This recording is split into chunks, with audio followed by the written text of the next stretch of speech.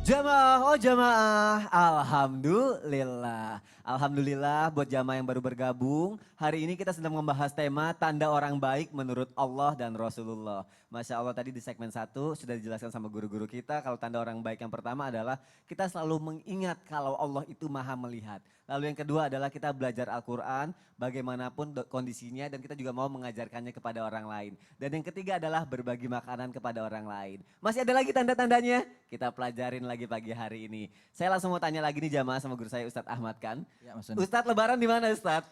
Alhamdulillah lancar, sehat afiat. Di rumah aja ya Di rumah pasti. aja. Nah mungkin kan dalam pandemi yang terjadi sekarang ini kan semua di rumah aja ya. Kayak Betul. kemarin Ustadz juga pasti ngajar juga dari rumah aja. Kita lihat Betul. dari online juga. Orang bekerja dari rumah aja, ibadah dari rumah aja untuk memutus rantai COVID-19 ini. Betul.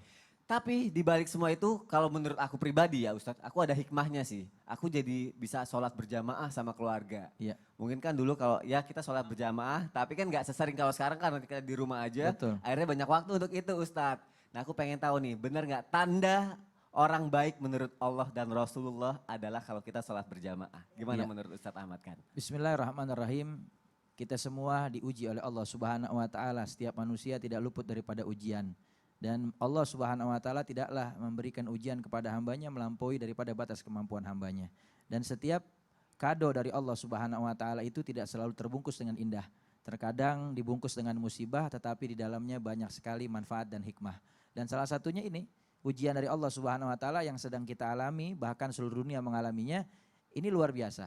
Hikmahnya apa? Hikmahnya yang tadinya nggak pernah jaga wudhu jadi menjaga wudhu. Kenapa? Karena wudhu perisai pelindung dari segala macam musibah dan bencana. Yang tadinya malas sholat jadi rajin sholat.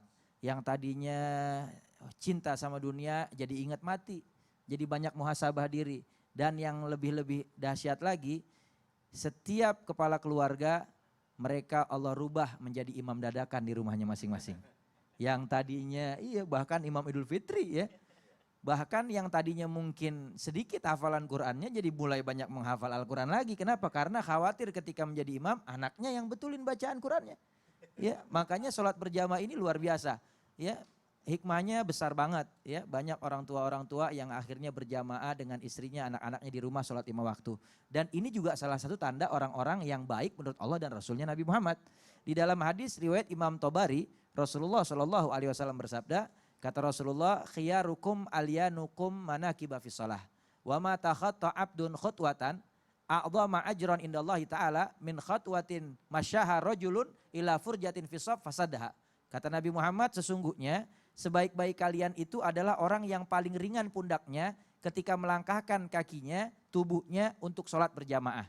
Dan tidaklah seorang hamba melangkahkan kakinya yang mendapatkan pahala lebih besar dari Allah Subhanahu wa taala melainkan seseorang yang melangkahkan kakinya kepada shaf yang kosong lalu dia sempurnakan shaf tersebut, dia berjamaah di dalam sholat itu. Dan itu sebaik-baiknya langkahan kaki kata Allah Subhanahu wa taala. Makanya bersyukur kalau ujian ini memberikan pelajaran, memberikan hikmah yang begitu besar sehingga banyak di antara kita yang bertobat kepada Allah taubatan nasuha dan juga memperbaiki sholat 5 waktu kita. Kenapa? Karena pernah satu ketika datang seseorang kepada guru kami Murabbi Arwahana Sayyidil Habib Umar bin Hafid hafidhahullah ta'ala wa ra'ah amin ya rabbal alamin. Beliau ini bertanya, wahai Habibana Umar, saya ini mau bertobat kepada Allah. Saya banyak sekali melakukan kesalahan dan dosa. Apa yang harus saya lakukan agar saya bisa berubah menjadi orang baik dan Allah berikan istiqomah dalam berbuat kebaikan? Kata beliau, yang pertama harus engkau rubah adalah perbaiki hubunganmu dengan Allah Subhanahu wa taala. Kalau engkau sudah perbaiki hubunganmu dengan Allah, yaitu sholat 5 waktumu engkau jaga, kerjakan tepat pada waktunya, usahakan berjamaah, maka insya Allah urusan yang lainnya akan diperbaiki oleh Allah Subhanahu wa taala. Rumah tanggamu akan diperbaiki oleh Allah, rezekimu akan diperbaiki oleh Allah, istrimu akan diperbaiki oleh Allah, anak-anakmu akan diperbaiki oleh Allah, dan semua urusan-urusanmu yang selama ini tidak bisa ya bertemu dengan solusinya, maka semua akan diberikan kemudahan oleh Allah Subhanahu wa taala dengan cara memperbaiki hubungan kita dengan Allah Subhanahu wa taala. Kenapa? Karena yang pertama dihisap nanti di hari kiamat adalah sholat, maka perbaiki sholat kita, mudah-mudahan hikmah ini terus berlanjut. Enggak cuman pada saat Ramadan saja, enggak cuman pada saat ada pandemi ini saja, tapi setelah semua ini berlalu tetap diberikan istiqomah dalam kebaikan oleh Allah Subhanahu wa taala. Kenapa? Ya. Karena Allah paling cinta kepada orang yang istiqomah dalam kebaikan. Masya Allah, jadi perbaiki dulu hubungan kita kepada Allah, Dengan sholat berjamaah, sholat 5 waktu, insya Allah Allah akan perbaiki semua kebutuhan kita, Masya Allah. Jamaah pasti senang lah dengan hikmah di balik ini semua dan bersyukurlah karena akhirnya kita bisa berkumpul bersama keluarga kita, sholat di rumah, beribadah di rumah, jamaah di rumah. Tapi